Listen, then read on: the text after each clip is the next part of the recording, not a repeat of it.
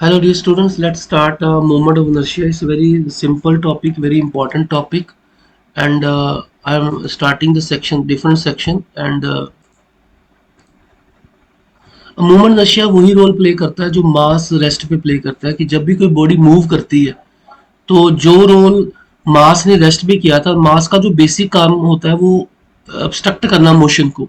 तो मोमेंट नशिया वही काम जब वो मूव करती है कोई बॉडी तो तब वो फॉलो करता है।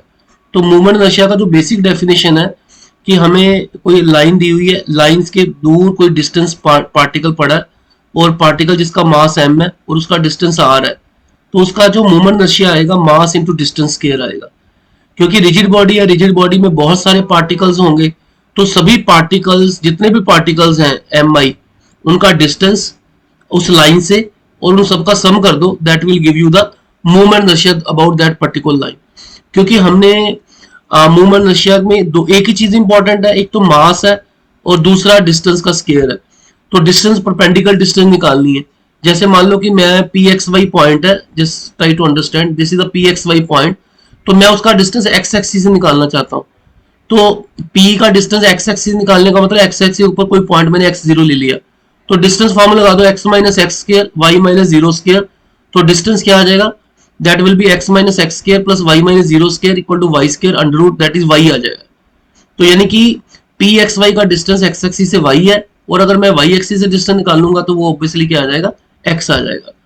सिमिलरली अगर कोऑर्डिनेट सिस्टम जो थ्री डिमेंशनल है, पी एक्स वाई जेड है, अगर मैं एक्स एक्सिस से डिस्टेंस निकाल रहा हूँ तो ऑब्वियसली एक्स एक्सिस के ऊपर जो भी पॉइंट होगा वो एक्स जीरो जीरो हो जाएगा।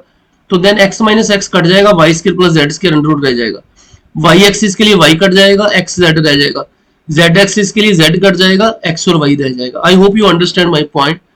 तो now I will define the moment ratio of different masses about x axis, y axis and z axis। तो इनके डिफरेंट डिफरेंट नाम है। अगर मैं मूवमेंट नशिया निकाल रहा हूँ x एक्सिस के अबाउट, तो देन इसका नाम a है and this is given by summation m।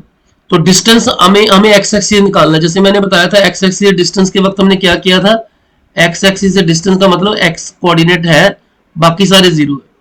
तो उसका p का कोऑर्डिनेट एक्स वाई जेड है। जब आप डिफरेंस लोगे x कट जाएगा y minus zero square Z minus square zero square, तो बन जाएगा y स्केयर जेड स्केयर। यानी कि x एक्सिस के लिए आपके पास x नहीं आएगा, y स्केयर जेड स्केयर आएगा। सिमिलरली जब आपने y एक्सिस के अबाउट मूवमेंट रेशियो निकालना है तो समेशन m, क्योंकि आप पॉइंट अब y एक्सिस से लोगे तो पॉइंट आएगा जीरो वाई जीरो, और जो पर्टिकुलर पॉइंट होगा वो एक्स वाई जेड होगा।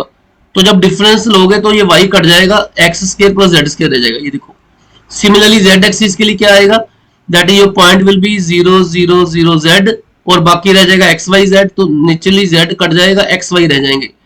तो सीधा याद रख लो कि movement ratio about X axis का फॉर्मूला है summation M Y square plus Z square, summation M Z square plus X square. जो जेड एक्सिस के अबाउट आएगा दिस इज